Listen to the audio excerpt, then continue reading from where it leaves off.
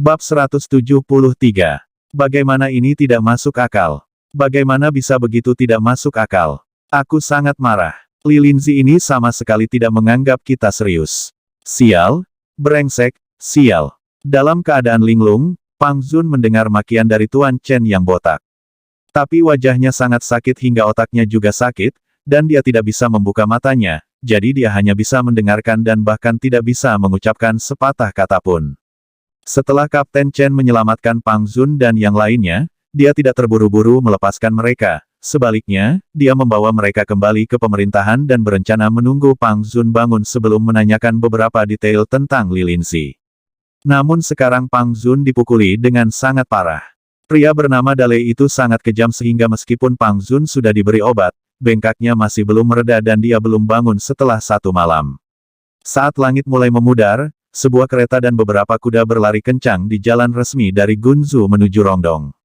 Jendela gerbong terbuka, dan seorang gadis cantik seperti bidadari berjalan keluar dari lukisan, sedang bersandar di jendela, memandangi pemandangan di kejauhan dengan mata kusam. Ekspresinya agak sedih, dan tangan rampingnya memegang belati. Belati ini sangat biasa, tetapi dia menyimpannya dengan baik karena itu adalah satu-satunya barang yang dia bawa ketika dia meninggalkan keluarga Chen. Mengingat desa kecil bernama Desa Chenjia, beberapa kenangan mendalam Li Linzi terungkap tanpa sadar. Chen Ce, apakah kamu benar-benar ingin menjadi begitu tidak berperasaan? Apakah kamu benar-benar tidak mempertimbangkan perasaanku? Sambil menghela nafas, Li Linzi mengepalkan belati di tangannya. Dia memiliki perasaan terhadap Chen Ce, bagaimanapun juga, dia adalah suami sahnya. Tapi dia tidak menyangka bahwa Chen Ce akan begitu tidak berperasaan. Dalam lebih dari setahun sejak dia pergi, dia tidak hanya tidak berniat untuk menjemputnya kembali, dia bahkan tidak sekalipun datang ke Gunzu untuk sekedar menemuinya. Kini, dia langsung mengirimkan orang-orang untuk menyampaikan niatnya bercerai. Meskipun Li Linzi tampaknya tidak peduli, jauh di lubuk hatinya, dia sangat teriris oleh perilaku Chen Ce. Kakak, jangan sedih. Kita akan segera kembali lagi nanti, setelah menuntaskan masalah kakak tertua. Kami akan memberi pelajaran pada pria bernama Chen Ce itu. Jangan khawatir, kami pasti akan membuatnya menyesal. Jika dia berani mengecewakanmu kakak tertua, dia pasti akan mendapat balasannya. Xiao Yu mengayunkan tinjunya dan dengan tenang menghibur Li Linzi. Li Linzi tersenyum lembut dan tidak menganggapnya serius. Kak, seberapa benar apa yang dikatakan Sarjana Pang kemarin dan seberapa salahnya? Apakah Chen Ce benar-benar sekuat itu?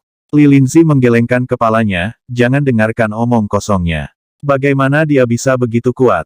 Menyatukan seluruh desa untuk menjadi kaya. Kalimat ini sederhana untuk diucapkan, tetapi sangat sulit untuk dilakukan. Setidaknya, Li Linzi tidak percaya Chen Ce memiliki kemampuan seperti itu. Selama beberapa hari yang dia habiskan bersama Chen Ce, meskipun percakapannya tidak melebihi 10 kalimat, dia mengetahui banyak tentang Chen Ce. Dia tahu bahwa Chen Ce cukup tertutup dan bahkan tidak bisa omong kosong dalam waktu lama. Selain tampan dan bisa berburu, ia tidak memiliki kelebihan lain. Apakah Anda ingin dia memimpin seluruh desa menuju kekayaan? Dan apakah mungkin dia bisa membangun jalan baru? Hal semacam ini sangat konyol untuk dikatakan. Li Linzi, yang telah bekerja sebagai mandor merangkap insinyur pemeliharaan air selama setahun, dia sangat memahami konsep pembangunan jalan baru. Berapa biaya untuk membangun jalan? Ini benar-benar tidak terbayangkan oleh orang awam. Dia percaya bahwa dengan kemampuan Chen Ce, bahkan jika dia berburu sepanjang hidupnya dan berburu hal-hal baik setiap hari, dia tidak akan mampu membangun jalan resmi sepanjang beberapa kilometer, apalagi mengaspal semuanya dengan batu biru. Apalagi pembangunan jalan tidak hanya sekedar mengeluarkan uang, tetapi juga memerlukan koordinasi dengan warga sekitar. Perlu adanya persetujuan warga desa atas tanah yang melewati pembangunan jalan tersebut. Jangankan seorang pemburu, bahkan orang kaya sekalipun, tidak akan mampu melakukan ini. Sekalipun Li Linzi diberi dana yang cukup sekarang, dia mungkin tidak dapat membangun jalan dalam waktu singkat. Banyak sekali aspek yang terlibat. Setelah menempuh perjalanan lebih dari 300 mil, dimulai pada dini hari, akhirnya mereka menginjakan kaki di perbatasan Kabupaten Rongdong hampir pukul 4 sore. Li Linzi terdiam ketika dia melihat kota kabupaten yang tidak dikenalnya lagi. Sejak sesuatu terjadi pada keluarganya, dan orang tua serta saudara laki-lakinya semuanya diusir, dan karena gangguan eksternal, dia dikirim dari tanah makmur Jiangnan ke tanah pegunungan yang berlimpah ini, Li Linzi tidak lagi mengingat kampung halamannya. Dia baru melewati Kabupaten Rongdong 2 kali, jadi dia tidak merasa familiar sama sekali. Baru setelah dia meninggalkan Kabupaten Rongdong dia merasa seperti akan pulang. Saat ini, dia menemukan seorang lelaki tua dan seorang lelaki muda di pinggir jalan. Dua orang membawa barang bawaan sedang melambai di pinggir jalan, jelas ingin menumpang. Orang tua itu berumur lebih dari 60 tahun, berjanggut lebat, mengenakan jubah Konghucu, namun membawa koper. Hentikan keretanya, Li Linzi berseru. Lindalei yang mengemudikan kereta di depan segera menarik kereta tersebut, dan kereta berhenti di depan lelaki tua dan pemuda itu. Li Linzi membuka tirai dan bertanya dengan lembut, "Orang tua, kamu ingin pergi kemana?" Orang tua itu membungkuk, tetapi anak laki-laki di sebelahnya tertegun. Dampak dari penampilan Li Linzi terlalu besar baginya, seolah-olah dia melihat bidadari turun ke bumi. "Saya ingin bertanya, saya dari Kingsu. Saya diundang melalui surat seorang teman lama untuk pergi ke desa kecil bernama Chenjiachun. Saya ingin tahu apakah Anda bisa memberi saya tumpangan dalam perjalanan." Melihat cara bicara lelaki tua itu memang percakapan seorang sarjana, Li Linzi mengangguk setuju. "Tujuan kami juga adalah desa Chenjia. Namun, jalan menuju desa tersebut terjal dan kita mungkin harus berjalan kaki sebentar." Mo Wenwen tersenyum dan memegangi tangannya, tanpa pertahanan, membaca ribuan buku, melakukan perjalanan ribuan mil, dan berjalan kaki berkali-kali bukanlah buang-buang waktu. Ketika Li Linzi melihat lelaki tua itu berpikiran terbuka, rasa frustrasi di hatinya juga menjadi lebih berpikiran terbuka. Mo Wenwen naik kereta, dan anak laki-laki itu duduk di depan bersama Lindalei di luar. Ini membuatnya sangat menyesal, karena dia ingin melihat lebih banyak kecantikan perempuan bak peri itu. "Tuan tua, Chenjiachun adalah desa pegunungan yang miskin. Saya bertanya-tanya mengapa teman Anda mengundang Anda pergi ke desa kecil itu." Mo Wenwen menjawab dan tidak menyembunyikannya, mengajar dan mendidik orang. "Teman saya membual kepada saya di dalam suratnya, mengatakan bahwa desa Chenjia memiliki orang-orang yang luar biasa. Dalam ujian musim gugur tahun ini saja, 5 anak lulus ujian dan diterima di sekolah menengah. Itu jarang sekali terjadi selama saya hidup. Saya harus pergi dan menemui mereka meskipun saya tidak bisa." Li Linzi mengangkat alisnya, "Ada 5 anak dari sekolah menengah kota Xinyu, kan? Ini sangat tidak biasa, tapi memang, mengatakan bahwa mereka adalah orang-orang yang luar biasa masih merupakan suatu kebanggaan." "Tidak, tidak, tidak."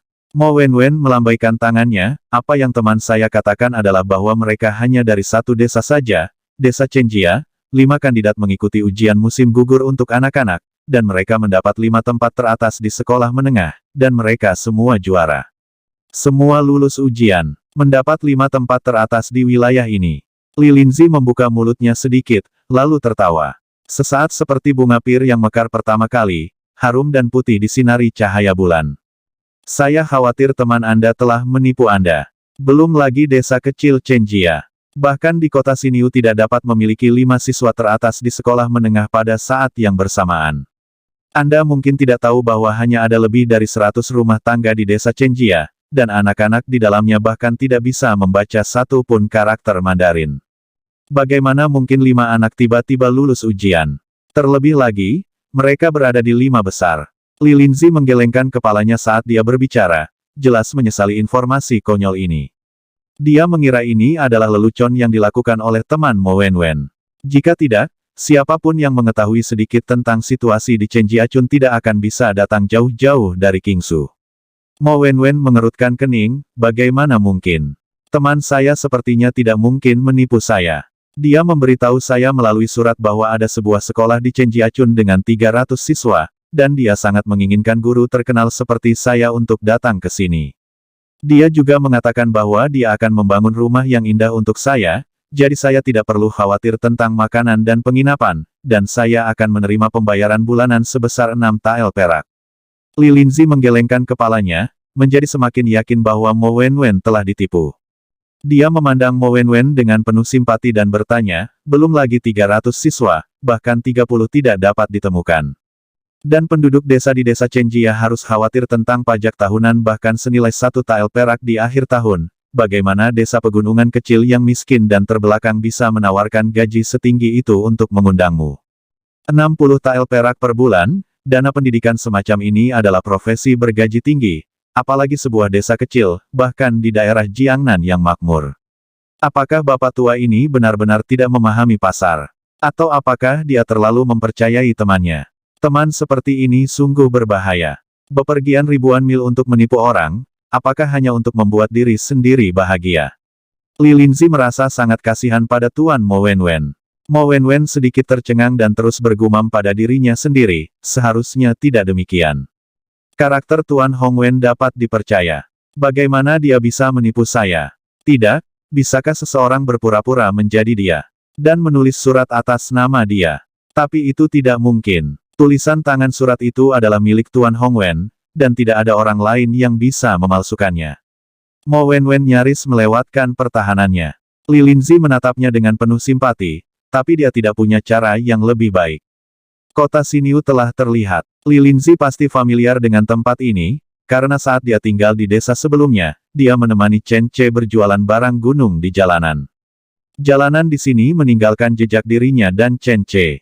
Meskipun dia tidak pernah mengerti mengapa Chen Ce tidak pernah bersikap baik padanya atau bahkan kepada saudara perempuannya yang lain, seolah-olah semua orang berhutang ratusan tael perak padanya.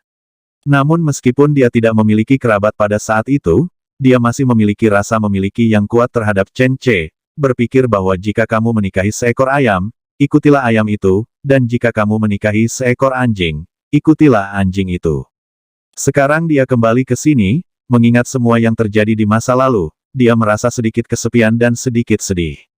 Dia melihat ke arah Chen Jiachun, ingin kembali dan melihat apa yang terjadi dengan Chen Ce. Apa yang terjadi dengan Pang Zun? Mungkinkah Chen Ce benar-benar memintanya mengirim pesan kepadanya untuk bercerai? Memikirkan hal ini, Li Linzi tidak bisa menahan detak jantungnya, dan lingkaran matanya berubah menjadi merah. Kenapa? Kenapa dia harus bercerai denganku? Apakah aku tidak layak untuknya? Li Linzi tidak bisa memahaminya. Bab 174. Kereta berhenti di kota Xinyu. Li Linzi menenangkan diri, turun dari kereta, dan kemudian mengundang Mo Wenwen turun. Langkah selanjutnya adalah berjalan kaki. Namun segera, Li Linzi membeku di tempat.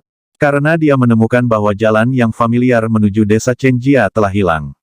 Sebaliknya, ada jalan mulus selebar 5 meter dan dilapisi trotoar batu biru. Jalan ini dibangun lebih baik daripada jalan resmi, karena pinggir jalan dilapisi dengan batu biru, dan setiap batu biru ditata rapi pada posisinya. Tidak hanya mulus dan indah, tetapi juga memiliki celah yang sangat kecil. Terdapat juga bekas pahatan halus pada batu biru, yang membuat jalan batu biru cenderung tidak ditumbuhi lumut, baik saat hujan maupun salju, jadi ketika berjalan tidak akan mudah tergelincir. Semua orang yang lewat melirik Li Linzi dengan aneh, terutama karena Li Linzi begitu cantik sehingga setiap orang harus melihatnya lagi. Dan mereka hanya tidak mengerti mengapa dia turun dari kereta padahal dia sudah berada di jalan utama. Linda Lei, Mo Xiaoyu dan adik laki-laki lainnya juga memandangi kakak perempuan tertua mereka dengan wajah bingung. Mereka juga penasaran, kenapa mereka berhenti di sini. Bukankah ini hanya soal mengikuti jalan ini? Atau apakah mereka akan bertanya dengan kakak perempuan tertua tentang jalan mana yang harus diambil untuk memasuki desa? Tapi bagaimana mungkin? Tidak ada jalan lain untuk dilalui di sekitar sini. Kakak, kemana kita akan pergi setelah ini? Mo Xiaoyu bertanya. Li Linzi tidak menjawab, tapi melihat ke arah pejalan kaki dan gerbong di jalan. Gerbong tersebut jelas berasal dari tempat yang sama, karena logo pada gerbong tersebut memiliki kemasan yang sama dengan barang yang dikirimkan di belakangnya. Li Linzi tidak bisa menahan diri untuk tidak bertanya, "Saudaraku, dari mana asalmu?" Pengemudi yang mengemudikan kereta pada awalnya tidak mau menjawab pertanyaan keterbelakangan mental seperti itu, tetapi ketika dia melihat bahwa orang yang mengajukan pertanyaan itu adalah seorang gadis cantik, matanya melebar dan dia dengan cepat menjawab sambil tersenyum, "Kami dari desa Chenjia." "Ini? Apakah jalan ini menuju ke Chen Jiachun?" Li Linzi sedikit gemetar, suaranya dipenuhi rasa tidak percaya. Sang kusir tersenyum dan berkata, "Apakah Anda orang baru? Wajar jika tidak mengetahuinya, karena jalan ini baru dibangun beberapa hari yang lalu dan mengarah langsung ke desa Chenjia. Barang kami juga berupa kertas dan kain murbei dari desa Chenjia. Kami akan mengangkutnya ke kota kabupaten." Li Linzi melangkah maju dan menyentuh kertas murbei di kereta. Ini sebenarnya adalah jenis kertas murbei yang telah dia cari dengan susah payah beberapa waktu lalu dan kertas ini sudah memenuhi persyaratannya. Dan kertas murbei jenis ini sebenarnya berasal dari Chenjiachun. Dan ada juga kain. Apakah semua ini berasal dari desa Chenjia? Kapan Chenjiachun menjadi begitu kaya? Ada juga pembangunan jalan, dan Tuan Mo Wenwen yang ingin menjadi guru. Li Linzi begitu bersemangat hingga dia tiba-tiba menyadari sebuah kemungkinan. Apa yang dikatakan Pang Zun mungkin saja benar. Meskipun tidak yakin apakah itu ada hubungannya dengan Chen Che, desa Chenjia pasti telah berubah total ketika dia pergi. Jalan ini adalah bukti terbaik.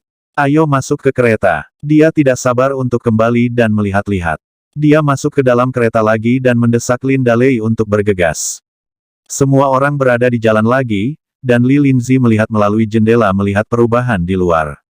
Jalan baru ini benar-benar berbeda dari yang dia ingat.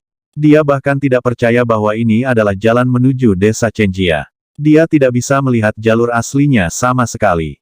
Baru setelah pohon belalang besar di pintu masuk desa yang terlihat, dan berkali-kali dalam mimpinya muncul, desa Chenjia dalam ingatan mulai tumpang tindih dengan kenyataan. Li Linzi tampak tenang, tetapi dia sangat terkejut hingga tidak bisa berkata-kata.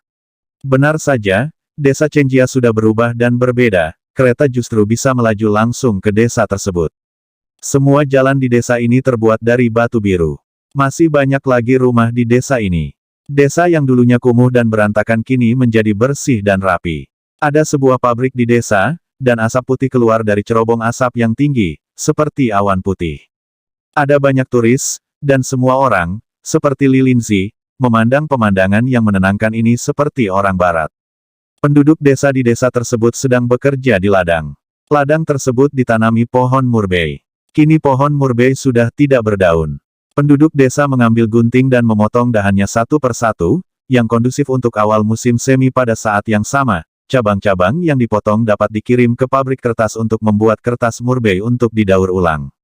Di pintu masuk barat desa, sebidang tanah pertanian asli diambil dan ditutup dengan tikar jerami tebal agar terlihat seperti lapangan sepak bola. Sekelompok anak melepas bajunya dan mengejar bola kulit yang ditambal. Di sebelah mereka, ada sekelompok anak yang bersorak untuk tim yang didukung. Lebih jauh lagi, beberapa ruang kelas pengajaran sudah berdiri dari tanah. Beberapa pekerja sudah memasang genteng, dan ada pula yang masih memasang pondasi. Banyak pekerja yang datang dan pergi, dan semua orang berkeringat karena pekerjaan. Gerbong berhenti di ruang terbuka di bawah pohon belalang besar. Ruang terbuka ini juga berupa jalan batu biru yang datar dan agak lebar. Terdapat pula selokan di kedua sisi jalan untuk memudahkan pembuangan air hujan. Tepat setelah gerbong berhenti, seseorang segera datang. Yang datang berasal dari tim penjaga desa sebanyak 2 orang, salah satunya adalah anggota tim penindakan yang bertugas hari ini, Yuli. Halo semuanya, dari mana asal kalian? Menurut aturan desa, siapapun yang punya keperluan, harus memberitahu terlebih dahulu. Rombongan Li Linzi terdiri dari 8 orang yang menunggang kuda dan kereta. Tentu saja, mereka akan mendapat perhatian khusus dari Yuli dan yang lainnya. Orang-orang yang menunggang kuda itu semuanya adalah adik laki-laki Li Linzi. Mereka datang ke sini untuk membalas dendam pada suami kakak perempuan tertua mereka. Oleh karena itu, meskipun mereka terkejut dengan perkembangan desa Chenjia, mereka tetap bersikap sangat bermusuhan. Kami sedang mencari seseorang, namanya Chen Che, apakah kamu mengenalnya? Salah satu adik lelaki langsung menjelaskan tujuannya. Li Linzi mengerutkan kening saat mendengar ini, tapi dia tidak banyak bicara. Semua adik laki-lakinya ingin membela dia, dan dia tidak ingin mengecewakan mereka. Selain itu, dia juga sangat marah. Apa yang salah dengan dirinya? Mengapa dia harus dipukuli dan dimarahi oleh Chen Che, seorang bajingan, dan sekarang dia ingin menceraikan dirinya juga? Chen Che, oh, tentu saja aku kenal dia. Ada keperluan apa kamu mencarinya? Yuli tertawa dan melambaikan tangannya, dan penjaga lainnya segera pergi untuk melapor. Sepertinya kalian sedang mencari bantuan. Hahaha, tidak masalah. Kami akan melawan orang sebanyak apapun yang datang. Bagaimanapun, pada akhirnya, kami pasti akan mengalahkan kalian sampai kalian menyerahkan bajingan bernama Chen Che itu. Dalei melompat keluar dari gerbong, dan berjalan menuju Yuli secara terbuka. Meskipun hanya ada 1 orang, ini adalah desa Chenjia, Jadi Yuli secara alami tidak takut sama sekali, sungguh nada yang besar, menurutmu ini tempat seperti apa? Ini desa Chenjia, apakah kamu ingin menyombongkan diri di sini? Maka aku harus memeriksanya. Apakah kamu memiliki kualifikasi ini? Keduanya saling membalas tekanan lewat kata-kata. Meskipun Yuli hanya satu-satunya orang di sisinya, dia lebih percaya diri daripada Lin Dalei karena dia memiliki Chen Che dan desa Chenjia di belakangnya. Anggota tim pengawal yang berangkat untuk menyampaikan pesan dengan cepat memanggil orang lain. Yang diperlukan hanyalah satu kata bahwa seseorang ingin menyebabkan masalah, dan tim pengawal tanggap cepat Chen Jiachun akan segera bergegas. Suruh Chen Che keluar, suruh bajingan Chen Che ini keluar.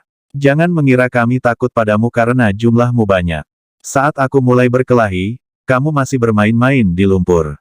Melihat semakin banyak orang dari desa Chenjia datang untuk menghadang, Lin Dalei dan yang lainnya mengeluarkan senjata mereka.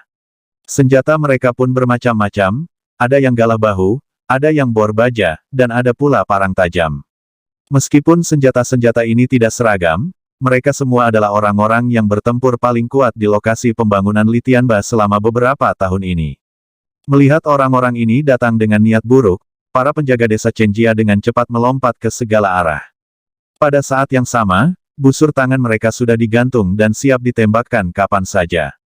Li Linzi di dalam kereta membuka mulutnya karena terkejut ketika dia melihat seragam senjata panah tangan semua orang di desa Chenjia. Meskipun ini pertama kalinya dia melihat busur tangan ini, dia tahu berdasarkan perasaannya bahwa kekuatan senjata ini pasti luar biasa. Perasaan krisis muncul di benaknya, dia tidak berani tinggal di dalam kereta lagi, tetapi membuka tirai dan melompat keluar. Suruh Chen Che keluar dan menemuiku. Suara dingin Li Linzi enak didengar, tapi juga menakutkan bagi orang lain. Yuli hendak berbicara, tapi ditarik keras oleh Tong Dalei yang baru saja datang terburu-buru. Ekspresi rumit melintas di wajah Tong Dalei, dan kemudian dia dengan cepat berseru, "Letakkan senjata kalian, semuanya, letakkan senjata. Ini orang kita sendiri, jangan merusak keharmonisan hubungan. Orang kita sendiri." Yuli memandang Tong Dalei dengan heran.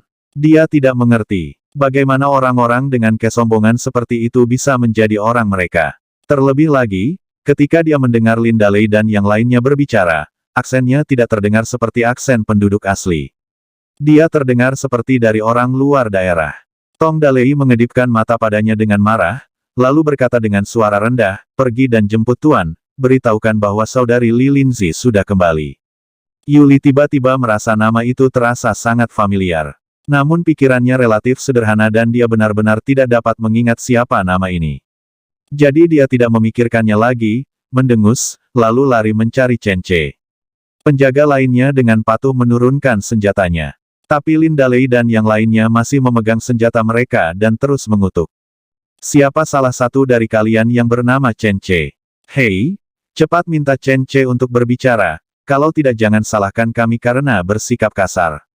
Lin Dalei dan yang lainnya telah menahan amarah mereka selama lebih dari setahun. Mereka sudah lama ingin melampiaskan amarah kepada suami kakak perempuan tertua mereka.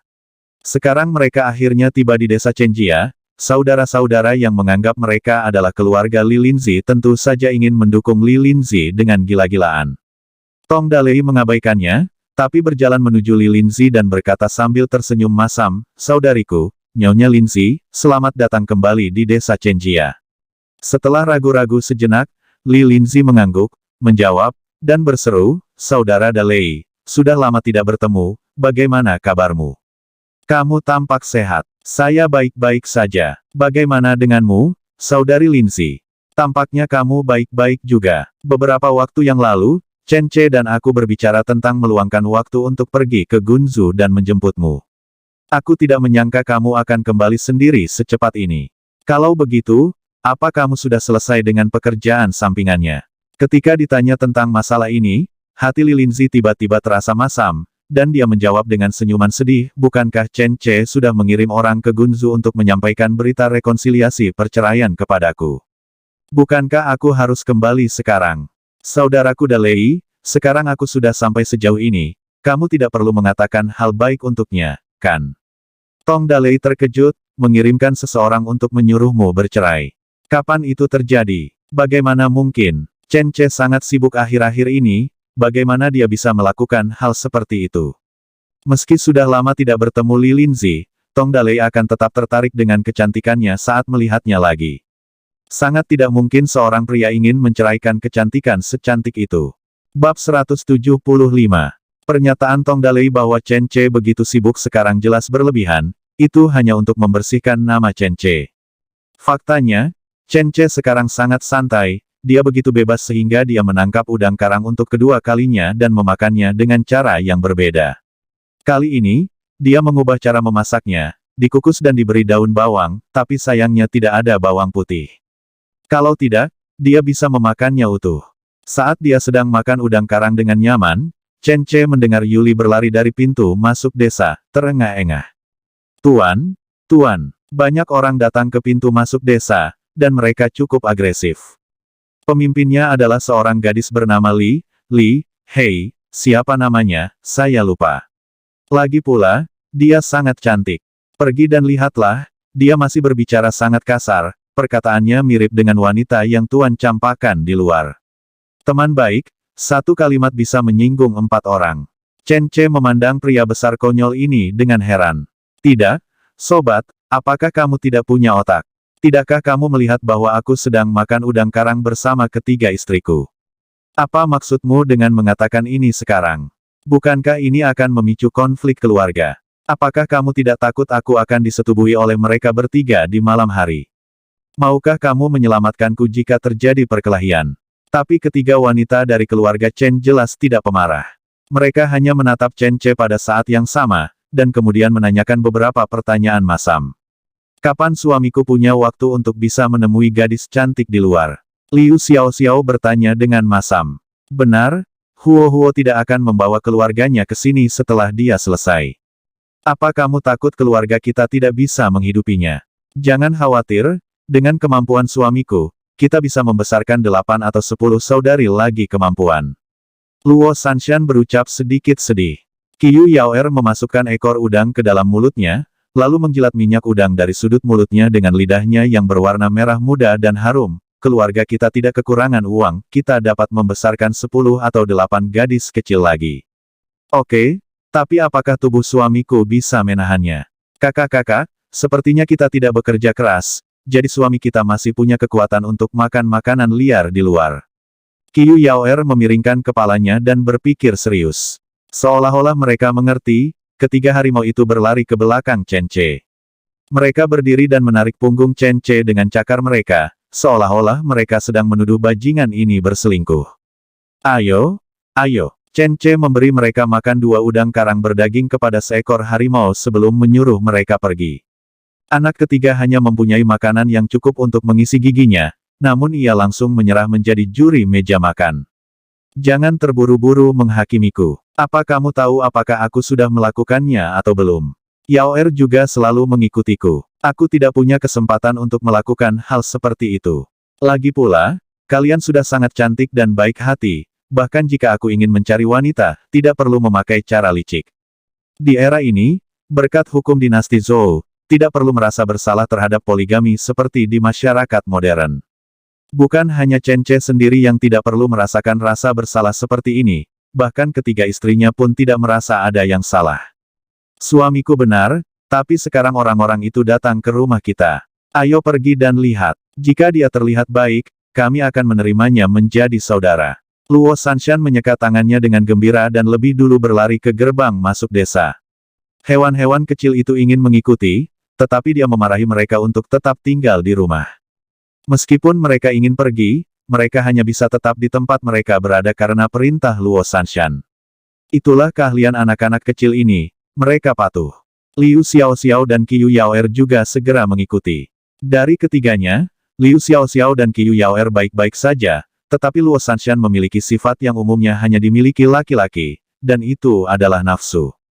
Ia bahkan sangat tertarik untuk meneliti hal-hal antar jenis kelamin. Dia juga sangat menyukai wanita cantik, seperti Liu Xiaoxiao dan Qiyu Yaoer. Kadang-kadang, ketika Chen Ce, Liu Xiaoxiao atau Qiyu Yaoer sedang melakukan sesuatu, dia menyelinap untuk membantu. Istri siapa yang mau melakukan hal seperti itu? Luo Sanshan tahu bagaimana melakukannya. Dia tidak hanya tahu bagaimana melakukannya, dia bahkan mengambil inisiatif untuk membantu Chen Ce ketika dia kehabisan energi. Di zaman modern perilaku semacam ini disebut biseksual. Tapi sifat pada Luo Sansan sendiri bisa dibilang masih gejala ringan. Biseksual merupakan istilah yang mendefinisikan kondisi seseorang yang mengalami kelainan seksual, yang mana mereka menyukai dan tertarik pada lebih dari satu jenis kelamin. Misalnya, seorang pria yang tertarik dengan pria maupun wanita. Begitu pula dengan wanita yang tertarik dengan wanita maupun pria. Berbeda dengan gay atau lesbian yang hanya tertarik pada seseorang yang berjenis kelamin sama, biseksual adalah orang-orang yang memiliki ketertarikan emosional, romantis, intelektual, atau seksual pada laki-laki maupun perempuan. Luo Sansan berlari sangat cepat. Dia ingin melihat seperti apa rupa calon istri suaminya, gadis yang datang ke desanya. Jika dia benar-benar cantik, bahkan jika Chen Ce tidak menginginkannya, dia akan membujuk Chen Ce agar membawa gadis itu ke rumahnya. Luo Sanshan merupakan wanita yang sering berlari di pegunungan. Mobilitasnya bahkan lebih cepat dari Qiu Yaoer. Lagi pula, dia selalu mengajak hua-hua dan hewan lainnya bermain di pegunungan setiap hari. Meskipun kakinya sedikit berubah bentuk dan tidak seindah kaki Qiu Yaoer, namun terasa seperti angin sepoi-sepoi saat berlari. Tak lama kemudian dia menjadi orang pertama yang berlari ke pintu masuk desa dan melihat dua gelombang orang yang sedang berhadap-hadapan seperti akan berperang satu sama lain.